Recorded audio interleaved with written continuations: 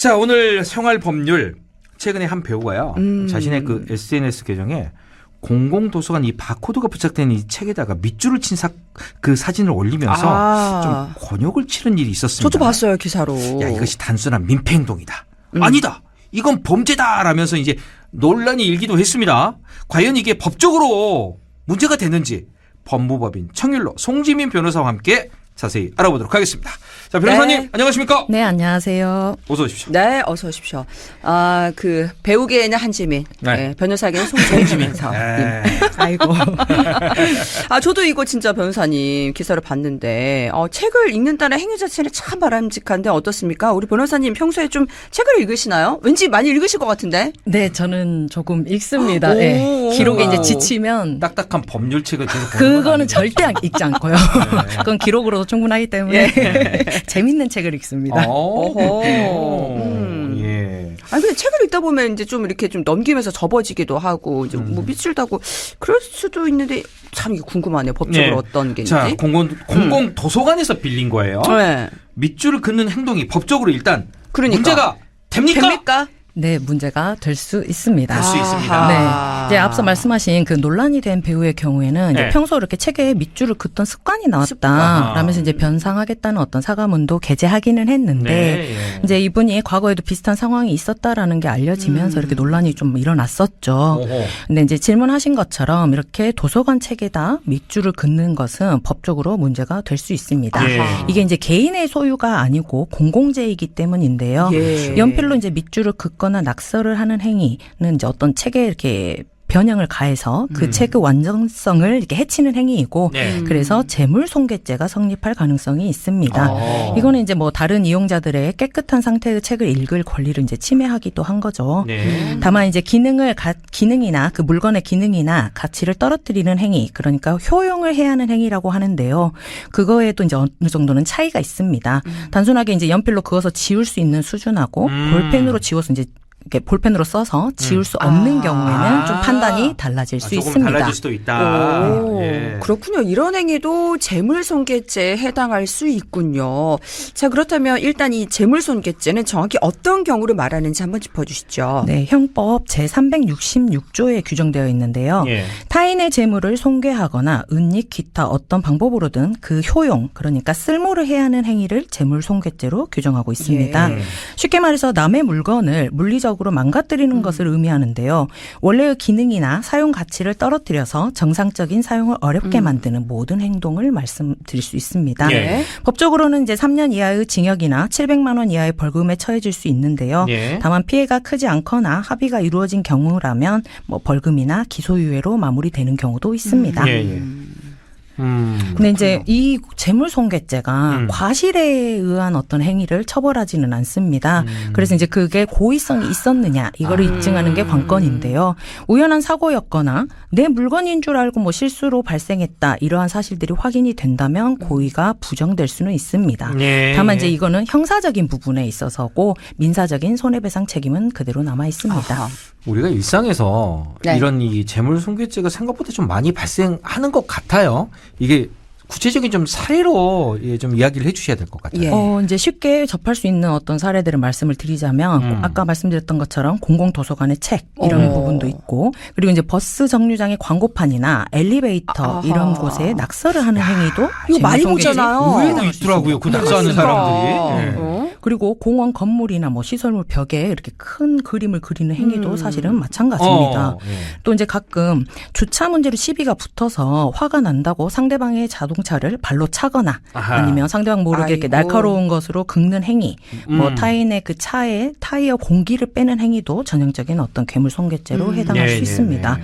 그리고 이제 그러니까 물건뿐만 아니라 문서나 컴퓨터 파일 같은 전자기록 그리고 이제 현행법상 재산으로 취급되는 반려동물을 발로 차거나 오. 다치게 하는 아이고. 행위도 손괴죄에 해당합니다. 그렇군요. 그렇군요. 예. 그러니까 우리가 일상생활에서 무심코 하는 행동들이 이렇게 문제가 될 수 있다라는 생각이 드는데 그렇다면 뭐 가까운 뭐 연인 사이에서 뭐 이런 경우는 어떻게 됩니까? 예. 네, 이제 아무리 연인이어도 이제 타인이기 때문에 어떤 물건 소유는 별개 별개의 문제이잖아요. 별개예요? 별개로 봐요. 네, 그렇습니다. 싸우다가 이제 감정이 격해져서 상대방이 뭐 휴대전화를 벽이나 바닥에 던졌어요. 네. 근데 이제 그게 고장이 나거나 하면 역시나 재물 손괴가 될 수 있고요. 예. 그리고 헤어졌는데 내가 준 선물을 돌려받고 싶다. 근데 아이고. 안 준다고 이제 그거 화가 나서 예. 그 선물을 뭐 이렇게 찢거나 훼손하는 이런 행위도 재물 손괴가 될 수 그래요? 있습니다. 야, 그렇군요. 네. 예. 그리고 또 이제 사실혼 부부로서 공동 생활을 하던 중이라면 이제 누가 구입했는지 이게 과연 공동 소유로 볼 수 있는지 이런 부분을 좀 따져봐야 하는데요. 네. 아니 부부인데 사실혼 부부로서 손괴죄에서 말하는 뭐 타인의 물건이라는 의미에서는 그 타인과 나의 공동 소유도 이게 타인의 물건에 포함되는 거거든요. 예. 그래서 싸우던 도중에 공동 소유로 함께 쓰던 물건을 부쉈다면 재물 손괴죄에 해당합니다. 그러니까 연인 사이의 어떤 감정 싸움이 심화되면 법적 책임으로도 이어질 수 있다는 점을 꼭 기억하시기 바랍니다. 그렇군요. 헤어지면 안 되겠네요. 아니 뭐 이것 그렇게 때문에? 정리가 되잖아요. 싫으면 헤어져야지. 절대 헤어지면 안 돼요. 아니 그러면은 만약에 사귀는 뭐 남자친구나 여자친구에게서 뭐 무슨 선물을 받았다. 그 선물을 만지지도 말고 고이 간직하고만 있어야 되는 건가요?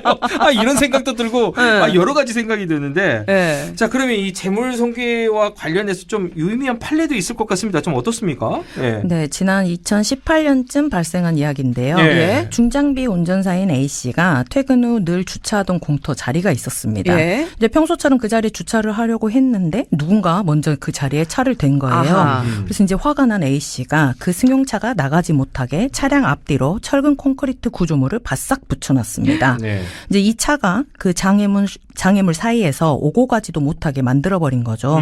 이제 승용차 주인이 경찰을 부르고 읍소도 해봤는데 무려 17시간이나 차를 뺄 수가 없었고요. 네. 다음 날 아침에 A 씨가 직접 그 구조물을 정리를 해주고서야 이동을 할 수 있었습니다. 예. 야, 이거 17시간이면 상당한 시간인데, 물론 차량을 운행할 수 없게 된 것은 좀 화가 나지만, 그렇다고 이렇게 차량을 좀 파손하고 그러면 안 되잖아요. 이런 경우도 좀 처벌할 수 있나요? 재물손괴죄로? 네, 대법원은 재물손괴죄에 해당한다고 판단했습니다. 아. 재물손괴죄에서 이렇게 효용을 해야 한다는 것은 일시적인 경우에도 인정되는데요. 이 사건의 경우 차량을 물리적으로 훼손하거나 그 기능을 망가뜨린 건 아니지만 예. A 씨가 구조물을 차 바로 옆에 바싹 이렇게 두면서 차를 운행할 수 없게 되었고 그래서 일시적이지만 본래의 사용 목적에 맞게 사용할 수 없게 되었기 때문에 효용을 해야 하는 행위 그러니까 그 차의 본래의 어떤 사용 목적으로 이용을 할 수 없게 되었다라고 판단을 했습니다. 앞서 말씀드린 재물손괴죄에서 정의하는 기타 방법으로 쓸모를 해야 하는 행위에 해당한다고 볼 수 있죠. 다시 한번 말씀드리면 형법상의 재물손괴죄가 반드시 물리적인 흠집이나 파손이 있어야 되는 것은 아니고요. 예. 본래의 어떤 사용 목적으로 이용할 수 없는 경우 그리고 그것이 일시적이라고 하더라도 죄가 성립될 수 있습니다. 아, 그렇군요. 재물 손괴 이 행위가 서로 조금만 참으면 되는데 그러면 일어나지 않을 거잖아요. 뭐 네. 저는 이런 생각이 계속 드네요, 사실은. 네, 맞습니다. 어떻게 보면 재물손괴죄는 어떤 복잡한 법리라든지 복잡한 형법이다 이런 거라기보다는 네. 타인의 재산을 존중해야 된다는 기본적인 원칙과 관련된 거거든요. 네. 뭐 공공재나 공공시설을 이용할 때 그리고 타인의 물건을 사용할 때 조금만 이렇게 서로 배려한다면 충분히 예방할 수 네. 있다고 생각합니다. 자, 그리고 질문이 왔는데, 변호사님. 7281번님이 예를 들어서 초등학생이 낙서를 낙서를 했어요. 이거 어떻게 됩니까? 이건 뭐 네. 그냥 이 녀석 집에 가서 물걸레 가지고 와. 그러면 안 되지. 네, 그렇게 지워지는 경우도 있지만 네. 지난주에 나왔던 그 말씀드렸던 촉법소년 촉법. 네. 그 부분에 이제 문제가 엮일 수가 있습니다. 아, 맞아요, 그래서 맞아요. 촉법소는 맞아요. 그 얘기했었죠. 나이를 확인을 해야 합니다. 아, 맞아. 그래서 뭐 연령을 좀 낮춰야 된다. 뭐 이런 네네네. 이야기도 했었고. 이게 서로 조금만 참으면 되는 거예요. 그러니까 지금 4872번에 참으세요. 네. 변호사님, 우리 집사람이 나 만나가지고 뭐 체형이랑 성격이랑 다 변했다고 하는 이것도 죄가 되나요? 참으세요, 그냥. 이걸 이거 법적으로 만약에 이걸 따져서 묻는다면 이게 무슨 어떻게 해요? 나만 나가지고 처벌일까요? 채영이랑 성격이 변했대요. 성격은 채영도 같이 변한 거야.